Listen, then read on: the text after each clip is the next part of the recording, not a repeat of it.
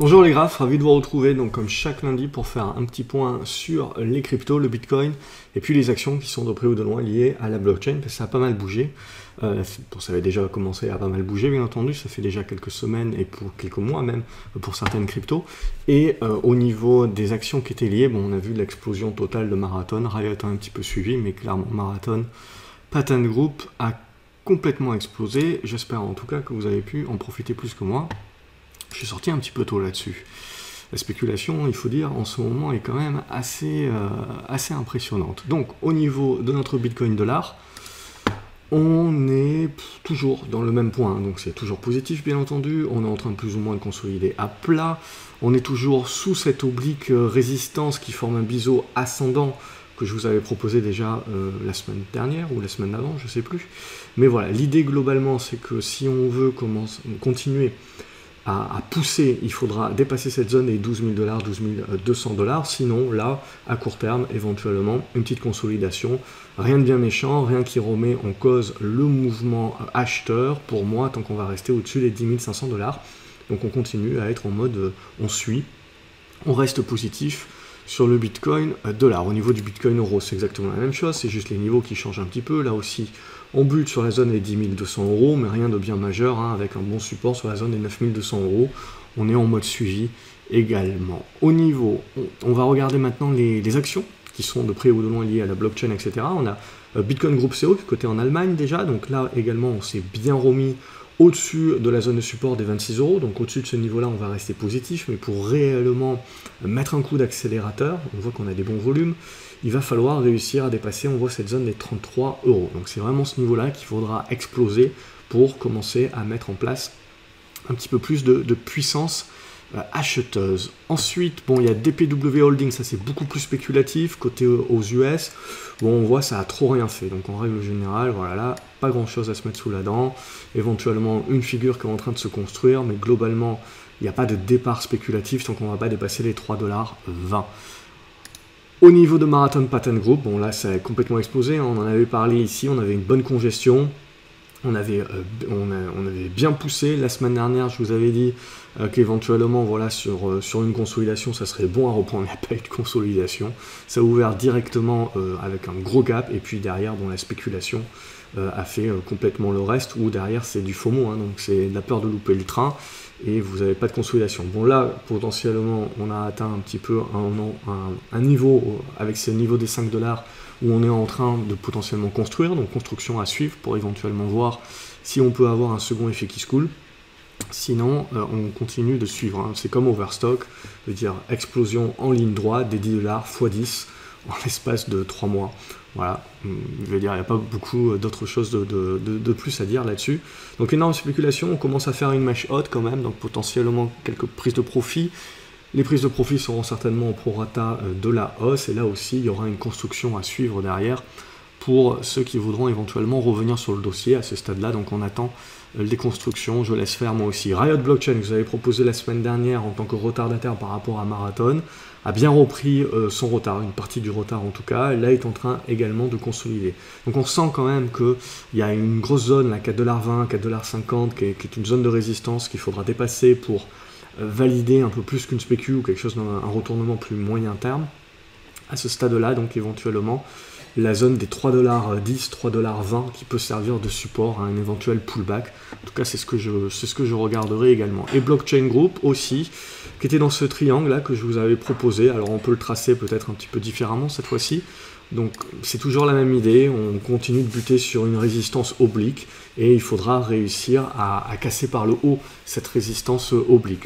Au-dessus des 75 centimes d'euros, on va rester positif. Si on venait à repasser en dessous, on validerait plutôt la mise en place de la consolidation au niveau de Blockchain Group qui est coté donc sur Euronext Paris. Donc voilà, ça c'était pour les différentes actions. On va passer maintenant aux différents altcoins, autres crypto-monnaies. Comme d'habitude, n'oubliez pas de vous abonner à la chaîne, comme ça vous ne loupez rien. Et on va commencer donc dans le sens alphabétique, on va faire le BAT, donc le Basic Attention Token. Voilà, on est sur un bon niveau, va falloir casser maintenant. 27-28 centimes de dollars, on casse ça, éventuellement vous avez une spéculation qui peut se mettre en place là-dessus. Au niveau du Bitcoin Cash, on avait cassé, c'est de la conso à plat qui est en train de se faire maintenant.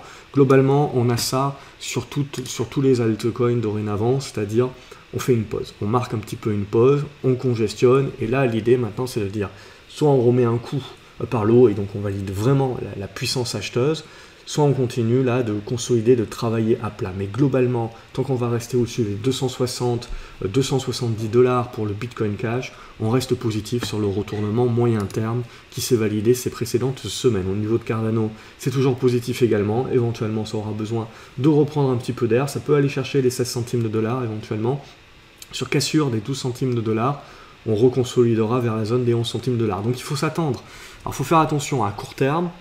Il faut s'attendre éventuellement à ce qu'il y ait des consolidations fortes qui sont au prorata de la hausse, mais qui ne remettent pas en cause les retournements de tendance moyen terme. Donc ça, voilà, il va falloir être dans la capacité de savoir que ça peut bouger pas mal, ça peut éventuellement faire des reflux de 10, 20, 30% sur certaines cryptos, mais sans pour autant remettre en cause la tendance de fond. Donc c'est vraiment important de savoir quel est votre profil, quel est votre horizon de placement, et de bien adapter vos tailles de position à cela pour ne pas vous faire emporter émotionnellement par des variations éventuellement et des reflux de 10, 15, 20% qui pourraient vous faire sortir alors que éventuellement votre plan n'est absolument pas caduque.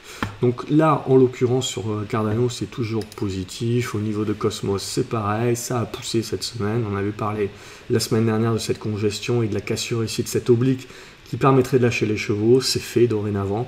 Donc au-dessus des 4,50 $, on va rester positif sur Cosmos, sur son retournement haussier beaucoup plus long terme, qui est déjà en avance sur Cosmos. Au niveau du Dash, donc digital, on a ce support ici, dorénavant, je ne sais pas pourquoi, ça c'était tracé, bon c'était un niveau de résistance qu'on a commencé un petit peu à casser, éventuellement voilà, on peut faire un pullback, mais en gros cette zone là des 76-80 $, dorénavant devient support au-dessus duquel on reste positif à moyen terme sur le Dash. Au niveau des hausses c'est la même chose, au-dessus des 2,90 $, 3 $, on va rester positif, construction, ça ressemble au Bitcoin Cash en l'occurrence, là aussi retournement moyen terme qui reste acté à ce stade-là, sauf accident donc. Et Ethereum, ça a poussé, on en avait parlé également dans cette congestion ici, vous avez la poussée, il y a une petite conso qui est en train de se mettre en place ici, rien de bien méchant, là aussi ça peut pas mal gesticuler bien entendu, mais ça ne remettra pas en cause la tendance de fond, c'est juste de la consolidation, quelques prises de profit, mais pour moi qui vont permettre justement de construire la figure éventuellement de continuité. En tout cas, on a des zones là sur les 330 $ qui restent au-dessus desquelles on va rester positif, hein, 320, 330 $. Au-dessus de ces niveaux-là, on reste positif sur un retournement global, moyen long terme sur Ethereum. Ethereum classique, on est allé chercher l'oblique ascendante que je vous avais proposé, on est en train de consolider dorénavant, on voit que Ethereum classique est un petit peu en retrait par rapport à Ethereum tout court. On est en train de valider un support ici sur la zone des 6,60 $. Là aussi, globalement, on est en train de construire, on laisse faire. Au-dessus des 6 $, 6,30 $, je resterai positif là-dessus encore une fois. C'est de la construction. Tiens, j'ai oublié dans les actions, alors c'est pas vraiment une action, c'est un fonds, Grayscale Bitcoin, donc qui est lié au Bitcoin et qui continue hein, de bien évoluer depuis le break, hein, donc rien de bien méchant. Là, ça consolide un petit peu, mais globalement, même chose que la semaine dernière. Hein. Au-dessus, on a une zone à 12 $, 11 $, c'est vraiment la zone de support. Au-dessus de ce niveau-là, on reste positif. Au niveau de Horizon, ça continue de pousser également. Ça atteint un niveau de résistance intermédiaire sur la zone des 1,30 $. On reste positif. Là aussi, pour moi, il n'y a pas grand-chose de méchant tant qu'on reste au-dessus des 9 $. Il faut accepter de la volatilité sur les cryptos, c'est juste ça. Hein. C'est comme sur les petites caps. Il faut accepter de la volatilité parce qu'à moyen terme, ça ne remet absolument pas en cause la tendance. Donc, IOTA, c'est la même chose. Ça pousse également. Là aussi, il y a pas mal de volatilité. Alors, je ne sais pas si ces mèches ici sont vraiment valables ou pas. PRT n'est pas forcément toujours bon dans ce genre de choses. Mais bon, globalement, on va dire que IOTA également, c'est en retournement, c'est positif. Bref, pour moi, au-dessus des 26-27 centimes de dollars, on va rester là aussi positif sur un retournement beaucoup plus moyen terme. Litecoin, même chose, retournement moyen terme qui est acté, validé pour moi au-dessus des 50 $. Donc tant qu'on reste au-dessus, c'est positif. Petite conso à plat à ce stade-là. Au niveau du Monero, ça a bien poussé. On est en train d'atteindre, ici vous voyez, une petite résistance intermédiaire qui peut éventuellement pousser une consolidation, mais là aussi, bon, vous avez un gros niveau sur les 73, 75 $, au-dessus duquel rien à signaler, c'est positif pour moi. La consolidation est tout à fait normale et saine si elle devait se mettre en place. Neo, on avait parlé de cette oblique descendante, on est en train de la casser. Donc là aussi, c'est en train de valider le retournement de long terme sur Neo. Donc on va rester positif au-dessus des 12 $. Au niveau de Nano, même chose, on est en train de breaker ici, ça devrait nous renvoyer sur cette zone des 1,25 $, qu'il faudra breaker également, et là on pourra pousser éventuellement vers la zone des 1,50 $, 1,60 $. On va rester positif au-dessus des 1 $. Au niveau de OmiseGo, là aussi positif, on avait parlé, hein, c'était l'une des premières qui avait poussé, et on avait parlé derrière de cette consolidation, donc on voit que concrètement, OmiseGo, ça peut être l'exemple qu'on peut utiliser sur potentiellement la consolidation qui peut se mettre en place sur pas mal de cryptos. Donc une construction de cette manière-là, qu'on finit par casser par le haut, et donc qui réouvre potentiellement les 2 $, 2,20 $ en premier objectif, en relance haussière.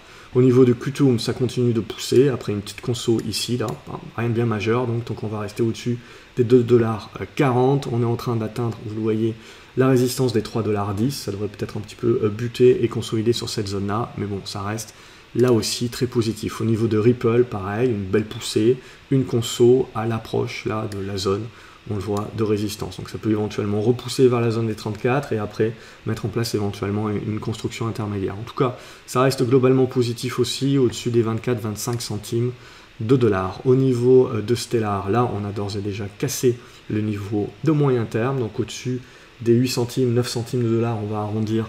On va rester positif sur Stellar et sur son retournement qui est en cours. Au niveau de Tezos, c'est pareil, on a une belle poussée, donc on avait une bonne conso, donc on avait la relance, la belle conso intermédiaire, la poussée qui nous permet de revenir chercher les plus hauts aux alentours des 4 $. Et donc là maintenant, c'est là où ça va devenir très intéressant. C'est la construction qu'on peut éventuellement mettre en place ici et finir par breaker. Au niveau de Tronix, c'est positif également. On a breaké cette zone-là dès 1 centime. Alors là, c'est 1,9 centime. Donc au-dessus de ce niveau-là, vous pouvez rester positif. Au niveau de Waves, ça reste très positif également. Hein, on en avait parlé, on en parlait déjà depuis un petit moment de Waves, avec une bonne congestion ici, la poussée ici, le blocage sur cette zone de résistance intermédiaire qui dorénavant devient support, 1,70 $. La petite consolidation congestion et puis la cassure par le haut qui nous permet d'aller chercher maintenant les niveaux intermédiaires. On est allé chercher les 1,90 $, on a potentiellement les 2,20 $ également qui peuvent être un objectif. Et au niveau du Zcash, ça se ressemble, même chose, on a fini par breaker par le haut, ce qui amène la spécu derrière. On pousse, on a cassé ça sans trop de problématiques, ça vous sert maintenant de support au niveau des 75 $. Et donc là, on reste positif, éventuellement une consolidation sous cette oblique. Et on peut partir du principe éventuellement que on est en train de la travailler et potentiellement de la breaker, mais ça peut faire une petite consolidation intermédiaire. Bon, au-dessus des 75 $, là aussi, rien à dire, c'est haussier. Si on a une gestion voilà, qui est plus en mode, on suit en mode moindre risque, hein, on suit la tendance moindre risque, en moyen terme, long terme, pour l'instant, voilà, on continue de suivre tout ça. Voilà, comme d'habitude, j'espère que la vidéo vous a plu. N'hésitez pas à liker la vidéo, à la partager, également à me mettre un commentaire pour savoir ce que vous en avez pensé, ce que vous pensez du marché, quels sont les cryptos que vous suivez ou des actions que vous suivez également, et abonnez-vous à la chaîne. Excellente journée à vous les graphes et à la prochaine vidéo. Salut!